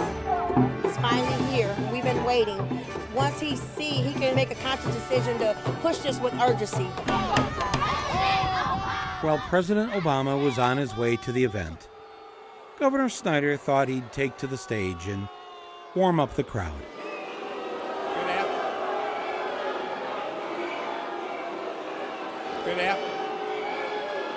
Good afternoon.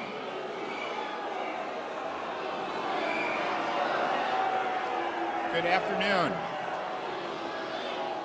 I understand why you're angry and frustrated. Not like we do. I want to come here today to apologize. It's too late. Too late. It's too late. We already sick. We have a short-term water crisis that needs to be repaired.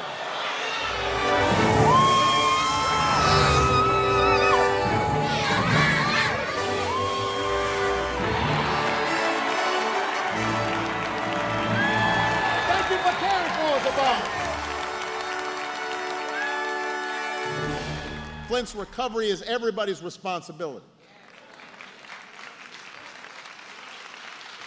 And I'm going to make sure that responsibility is met. That's why I'm here. To tell you directly that I see you and I hear you.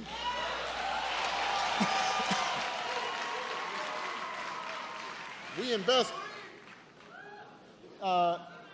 Can I get some water? Come on up here. I want a glass of water. Get a bottle. Bottle water. I want a glass of water. Everybody settle down. This is a feisty crowd.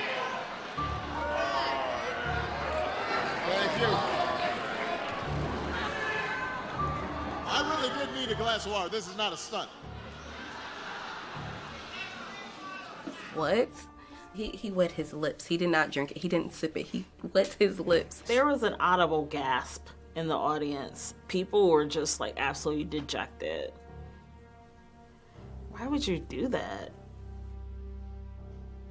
I am sure that somewhere when I was 2 years old, I was taking a chip of paint, tasting it, and I got some lead. Yeah, that's like talking about like, well, I didn't wear a seatbelt and I'm fine. It's like, but there were tons of people that died.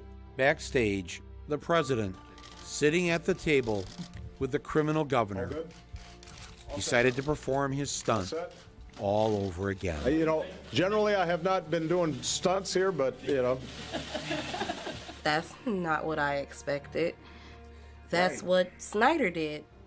It felt like he minimized like what people were actually going through and struggling with. If you were actually lead poisoned, you would not be president, you would be janitor Barack Obama. We were holding on to hope that he would declare a disaster area. A disaster would give us FEMA, it would give us pipe replacement, get engineers in here. Then we could get Medicare for all the residents of Flint. As soon as he took a drink of the water and said everything's fine, that was that. And look at it, years later, it's still poison. When he came here, he was my president, but when he left, he was not my president. I would again go back to the president's visit last week. He reinforced the message that filtered water has been determined to be safe for people to drink. This, again, was our hero, and we thought he was going to come here and help us. But they do have a mural of him, and you ride past it now, and his head is busted out. It was devastating, and it depressed the vote. And I know people that stayed home and just said to hell with all of them. I don't know. I just don't. I don't know. But I don't know why. I don't know why anybody would have advised him to do that, and I don't know why he would do it. And to the average person, then the Democrats don't look like the people who are going to come to the rescue. Right. So in Flint, the number is something like 8,000 African American voters who voted twice for Obama chose not to vote. Hillary lost in Michigan by 2 votes per precinct on average. 2 votes per precinct. 10,000 and some votes was it. So where are we left? Yeah. The worst thing that President Obama did was pave the way for Donald Trump. Because Donald Trump did not just fall from the sky. The road to him was decades in the making. Under President Obama, it became okay to imprison whistleblowers more than all previous presidents combined. He used drone strikes to bomb civilian populations. And he deported a record number of immigrants and refugees. What Flint needed was for President Obama to dig up the toxic pipes and have them replaced.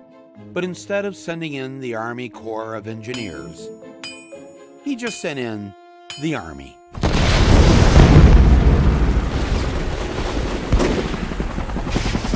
Those are not normal in Flint. And it's going down like a motherfucker. Wow, where is it?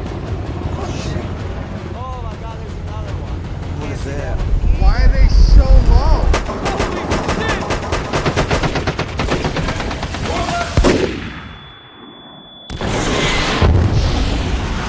June 25th, Flint, Michigan.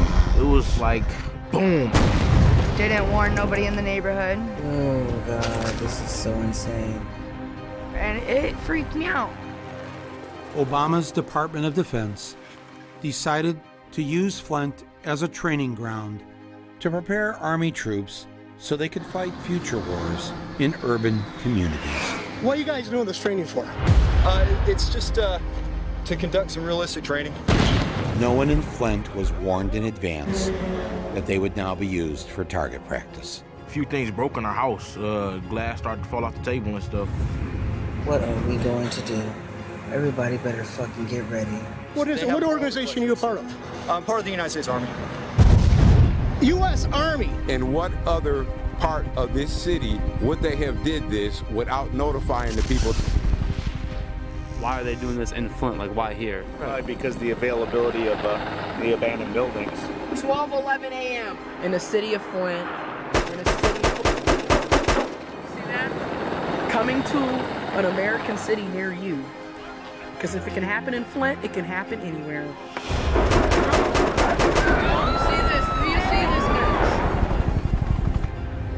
If you are from Flint, you have a whole different definition of terrorism.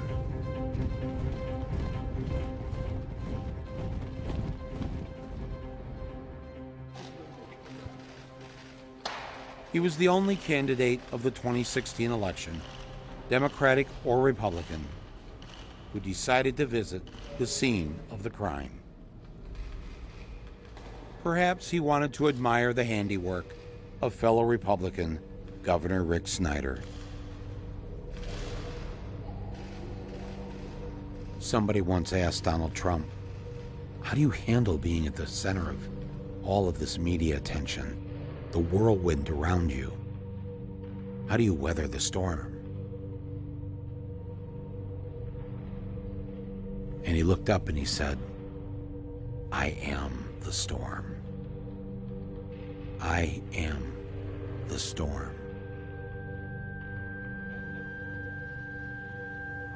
And as you know, there's only one person who can navigate the storm, and that's the person who created the storm.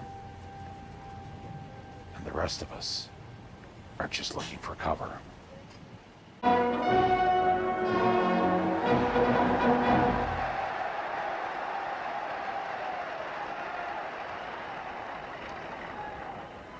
Thank you very much. You folks are in here. Place is packed. There are lines that go back 6 blocks. There is such love in this country for everything we stand for. You saw that on Election Day. And you're going to see it more and more. So we're all part of this very historic movement, a movement the likes of which, actually, the world has never seen before. Often the move is to say, you're making a comparison to Hitler. It's not a perfect comparison, and therefore, let's throw all of history out. Whereas what I would say is, of course, the comparison's not perfect. No comparison's ever perfect. History doesn't repeat. But history is this huge resource of patterns. It's this huge resource of structures. It's a way to try to get your bearings in a moment like the present one where we're not really sure what's going on. They were one of the greatest liberal democracies in the world. They were the first country to have universal health care for all citizens. They not only invented the printing press, they read more books than any other country, and it was not unusual for each of their cities to have a dozen daily newspapers, a robust free press. And they made the best movies.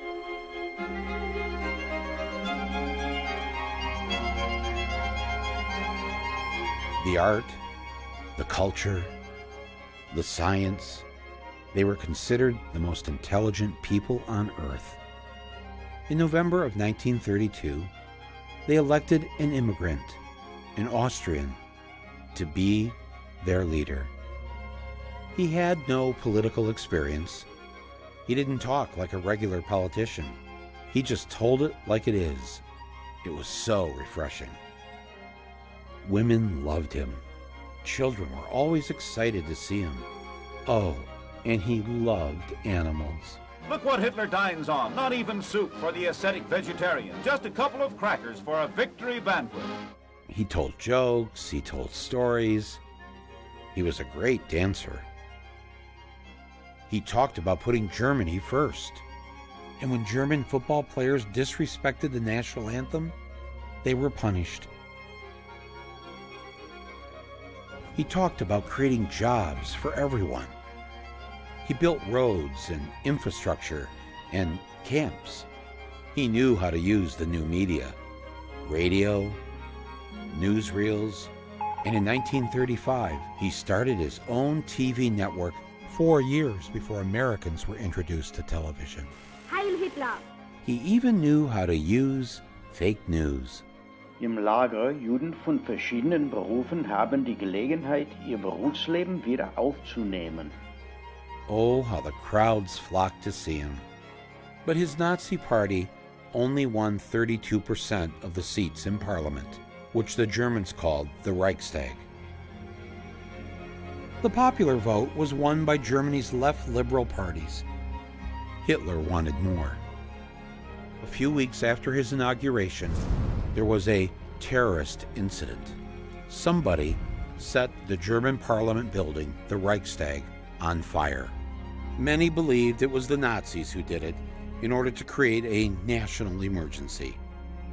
But Hitler blamed the Communists.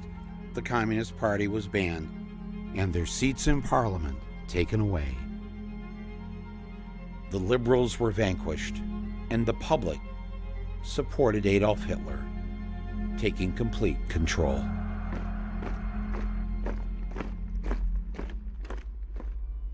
This Jewish weekly in Germany published a front-page editorial saying that everyone should calm down. Now that the Nazis are in power, we don't believe that Herr Hitler and his friends will do all the things that they promised. They won't suddenly take away the constitutional rights of German Jews. They won't lock us up in race ghettos or unleash the murderous mobs on us. They can't do these things because the Constitution won't let them. Back in the U.S., the New York Times agreed. They reassured the American people that things would not be that bad. They even wrote flattering articles and said that Hitler's anti-Semitism was not so genuine or violent as it sounded, and he was merely using anti-Semitism as a bait to catch followers. When you track how people first reacted to Hitler and Mussolini, they said, oh, he's just insane. Or the classic thing is that the elite party, in this case, the GOP, we're going to invite him into power, and then we're going to control him. How am I doing? Am I doing okay? I'm president. Hey, I'm president. Can you believe it, right? Over and over in history, what has happened is that these people get invited in, they get legitimized, and then they take over the show. There is no Republican Party. There's a Trump Party. At 12:05 p.m. on January 20th, 2017, just minutes after being sworn in as president, so help me God, Trump filed the paperwork for the Trump 2020 re-election campaign. Within days, he went right back to holding rallies. Keep America great! Exclamation point. And campaigning for an 8-year presidency. Unless they give me an extension for the presidency. These are what I call trial balloons. You throw out an idea that previously was unthinkable. 4 years, 8 years, or as you know, FDR, in one case, 16 years. Should we go back to 16 years? Should we do that? Congressman, can we have that extended? Unthinkable in democracy or unthinkable for human rights reasons. She is a great gentleman. He's now president for life. President for life. No, he's great. Hey, look, he was able to do that. I think it's great. Maybe we'll have to give that a shot someday. They float these ideas, they get them out there, and then the press does its job for him. President Trump offering his congratulations to Turkey's President Erdogan for winning a referendum that grants him sweeping new powers. Picks them up, amplifies them, circulates, and then it becomes a thing. You know, the last time I jokingly said that, 16 years, the papers started saying, he's got despotic tendencies. Now, I'm not looking to do it. Unless you want to do it, that's okay. And it becomes part of the discourse. Half of all Republicans in a poll said they would agree to postpone the 2020 election if President Trump asked them to. 52% of Republicans would support postponing the 2020 election if Trump proposed it. And he hasn't even proposed it. People do think, well, we have this democracy, we've had it for over 200 years, it's not going anywhere. But it's so bogus. That's just not true, Michael. We've had a democracy since circa 1970. I mean, if black people can't vote, it's not really democracy. If women can't vote, it's not really democracy. Democracy, I mean, I love the fact that I live in a country which is more democratic than others. But I will say that democracy in America is an aspiration. It's somewhere we've got to get.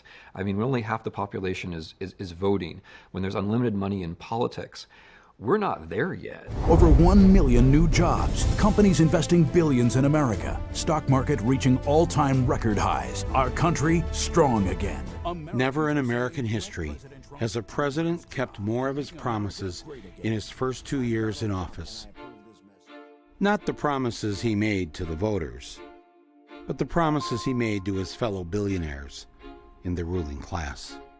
A record tax cut for the rich, passed. Obamacare. It's obvious that it's failing. It's dead. Dead. Banking regulations either weakened or removed. Doesn't get much bigger than that, right? And is on his way to packing the court with 140 conservative judges. A modern-day record. And making lifetime appointments to the Supreme Court with right-wing judges. The Paris Climate Accords. Will withdraw. The Iran nuclear deal. Will withdraw. Our reconciliation with Cuba. I am canceling. Privatized prisons. Whose stock has nearly doubled. Privatized public schools. And he's building that wall. We want to make it perfecto. We shall establish, beyond the realm of doubt, facts which, before the dark decade of the Third Reich, would have seemed incredible. I had a defendant who killed 90,000 Jews. And I asked him, why did you do that? And he said, Hitler knew more than I did, and he told me the Jews were planning to attack as a matter of self-defense, to defend ourselves against that attack. Now, that was the same argument being made by the President of the United States. What Trump is doing. We're doing something for which I hanged this man. You can roughly locate any community in the world, somewhere along a scale running all the way from democracy to despotism. I hated watching this stuff in civics class, but boy, do I miss it now. When a competent observer looks for signs of despotism in a community, he looks beyond fine words and noble phrases. USA! As a community moves towards despotism, common courtesy is withheld from large groups of people on account of their race. You're a fucking piece of shit, you fucking spit. Nasty fucking nigger. Are you a citizen? Yes, I am a Are you a citizen. United States citizen? Can you please get away from me? Then you should not be Can wearing you that. please get away from me? I hate you fucking Chinese sluts. Excuse me. One more time, motherfucker. You should get in that fucking Jewish oven and die like your ancestors. Fuck you and you nigger fucking people. Okay? Get the fuck out of my country. Or because they don't like a man's religion. Is there a Muslim problem in the world? Absolutely. Christianity is under tremendous siege. It's death by a million cuts. We are getting less and less and less powerful in terms of a religion and in terms of a force. If a community's middle-income groups grow smaller, the likelihood of despotism is increased. I make $7.30 an hour. I only get 17 hours a week. It's shit. Everything around here is. Mr. President! Mr. President! And when citizens have to accept what they're told. The media. You mean fake news? Well, that despotism stands a good chance. Sleazy people. Crooked media. The media has been unbelievably dishonest. The most dishonest groups of people I've ever met. But I'd never kill them. I hate them. I would never kill them. I would never do that. That's sick. No, I wouldn't. Wait, let's see. I want to find a friendly reporter. Questions are not encouraged. Don't ask me questions like that. You're not a very good reporter doing that. How can you ask such a question? Do you have a question that now is a legitimate question? How dare you question the fact? I guess I don't understand. If the information coming from those leaks is real, then how can the stories be No, fake? the reporting is fake. And if books and newspapers and the radio are efficiently controlled... Sit down. Sit down. Sit down. I have the right to ask the question. I'm a reporter and don't touch me, sir. Don't touch me, sir. The people will read and accept exactly what the few in control want them to. But it must be true. I saw it in this book right here. Now that's what I call a nice question. What I say goes, see? I'm the law around here. I'm president and they're not. He knows what he's doing. It's the same thing that authoritarians and fascists have done in the past. You need to make sure that when charges of corruption or other wrongdoing come forth, nobody believes the judiciary, We're the only country, essentially, that has judges. the intelligence services, The corruption at the top of the FBI? the press. Fake news. You need to make sure that they are discredited. What you're seeing and what you're reading is not what's happening. People believe him, and this is, of course, puzzling to many of his critics, but if the strong man, the authoritarian, has done his job, he has bonded people to him a long time ago. And this Trump was doing that with his rallies and his loyalty oaths. Should we do the pledge? Raise your right hand. Do you pledge that on Tuesday you will go to vote for Donald Trump tomorrow? Raise that hand. I love you. I love you. People don't care if he's lying. They believe in him, and that's more important than believing the truth. You've been hearing me say it's a rigged system, but now I don't say it anymore because I won. Okay? It's true. Now I don't care. I don't care. The founders thought this thing's going to last a decade, a few decades. We'll be lucky if it's a few generations. Democracy means ruled by the people, and if the people aren't asserting themselves, then democracy will go away. And whether it's to some drastic form like fascism, or whether it's to some form where, yeah, we keep voting, but fewer of us are allowed to vote every year, and there's some kind of emergency statute, or, you know, the money just makes the voting basically a joke, which is unfortunately where we're tending anyway. Whether it's one or the other, there's so much to lose. There will be a civil war in the United States of America. The Christians will finally come out of the shadows. The sign says, "Hey, liberals, better get your guns if you try to impeach President Trump." Just try it. You will have a spasm of violence in this country, an insurrection like you've never seen. 3% of us own over 160 million guns. Why would they need all those guns? I would take up arms because I think I think we need a revolution. I'm not a violent person. I'm even an ordained pastor. Michael Moore's everywhere saying, surround the Capitol, surround them, uprise, get violent.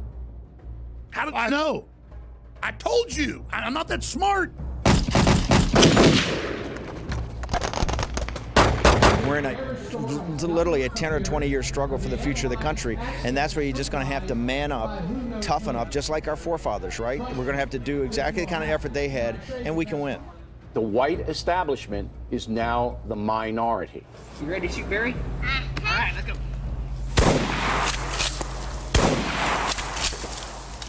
He's bleeding now, isn't he? Susan Sontag, she said, we're just one 9/11 away from losing our democracy. Yeah, I mean, I may be a bit more pessimistic. I think we're 0 9/11s away. We have to think, we have to reflect, we have to think these are the kinds of things which happen in history. Let's not trade the real freedom for fake safety. When there is a terrorist attack, the thing we have to mobilize for is not safety, but freedom.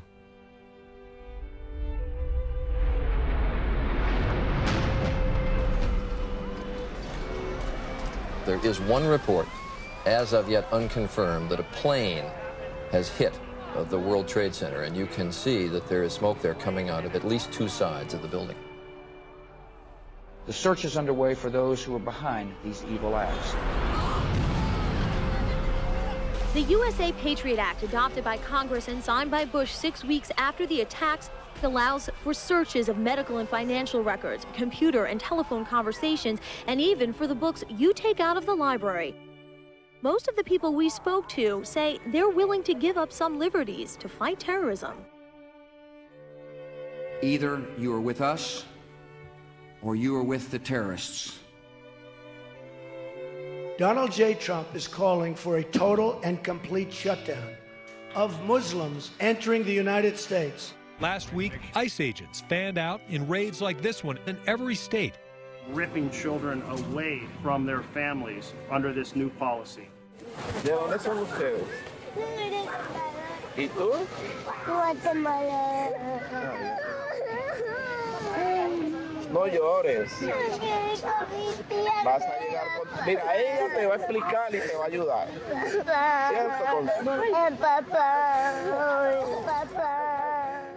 Taking babies away from their mother and locking up one or the other and separating them because they did no harm to anybody. They just didn't comply with the stupid regulations. That's a crime against humanity, in my judgment. The Statue of Liberty stands there, you know, send me you're tired, your huddled masses yearning to breathe free. I lift my lamp beside the golden door. Where? We don't see it in this country, and it pains me. And that's the world in which we live. And we've got to change it or perish.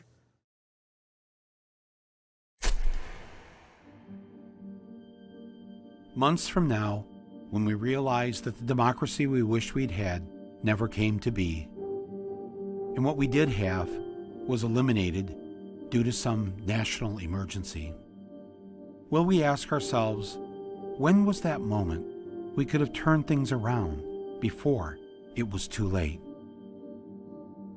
Was it when the teacher in your family had to get a second job? Was it when you first saw the friendly cop on your beat wearing this and driving around in that? Was it when, after months of being addicted to the pills you've been given to make the pain go away, that you realized it really wasn't the pain that needed to go away?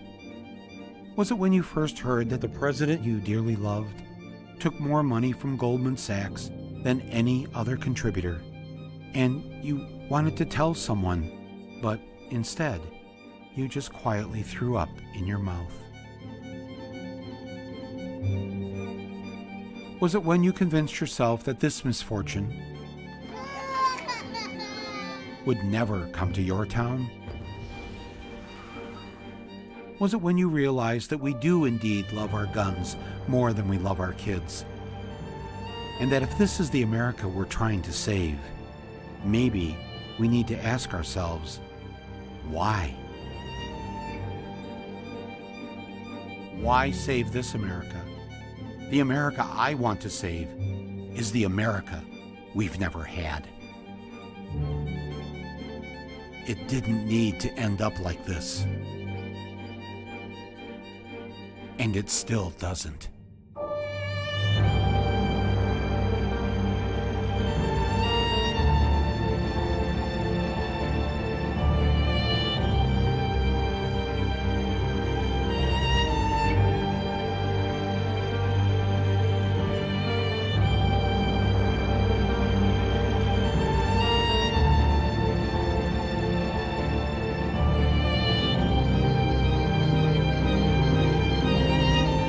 Evil is a slow-moving organism.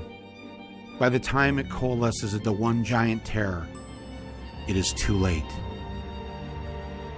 We had spent too much time trying to comfort ourselves with the belief that the Constitution would save us. Elections would save us. The special prosecutor would save us. Impeachment would save us. We kept hoping, but it was that hope that killed us. Hope was wishful and passive and comforting. We didn't need comfort. We needed action. And sometimes I guess it takes a Donald Trump to make us wake up and realize that what we need to do is to acknowledge that we have to get rid of the whole rotten system that gave us Trump. And to realize that now, right now, our time is up. We need to act immediately.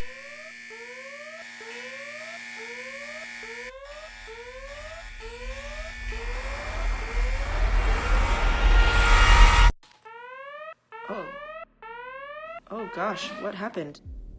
Ballistic missile threat inbound to Hawaii. Seek immediate shelter. This is not a drill. Oh my god! What do we do? It says this is not a drill. This is not a drill. Those are the exact words. Ballistic missile threat inbound to Hawaii. Seek immediate shelter. This is not a drill. What about tourists? We have no idea where to go.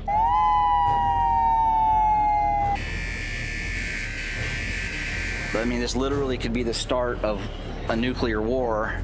Shit. The U.S. Pacific Command has detected a missile threat to Hawaii. What do we do? A missile may impact on land or sea within minutes. This is not a drill. Holy shit. This is a missile threat.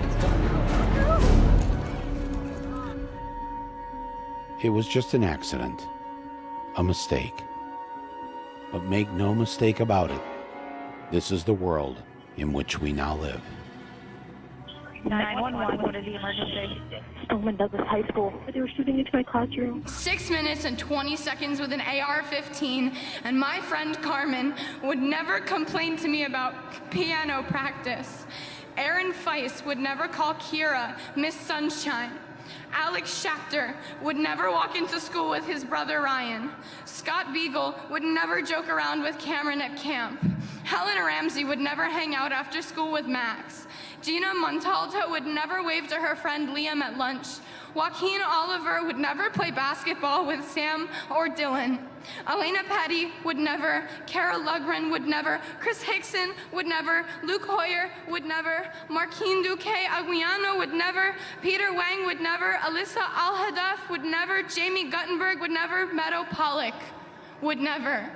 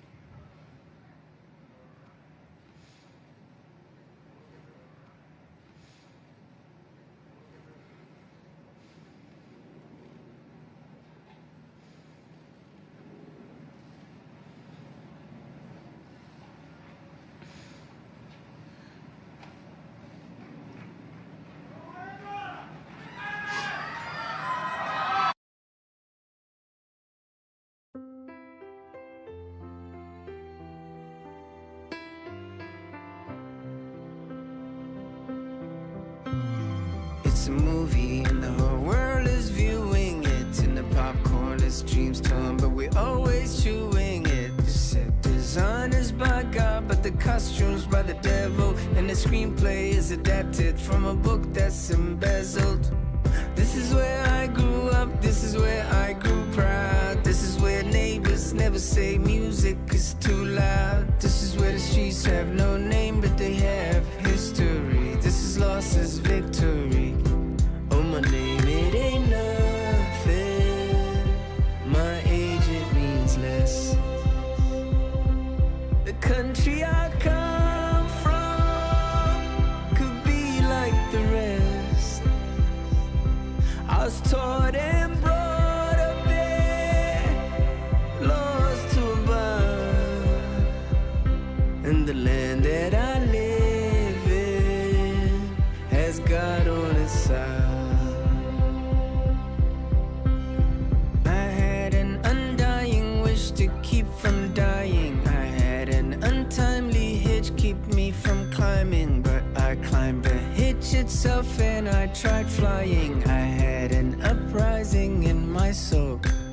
The left was fighting the right, and the right was fighting the light, and the light was blind in the night, and the night woke up in tears. When my fingers went to wipe them, they became a poem, but to write them, they would have to speak tears in another language that would take years. Now as I'm leaving, I'm weary as hell. The confusion I'm feeling, ain't no tongue can tell. The words fill my head and fall to the floor. If God's on your side, then would you ever need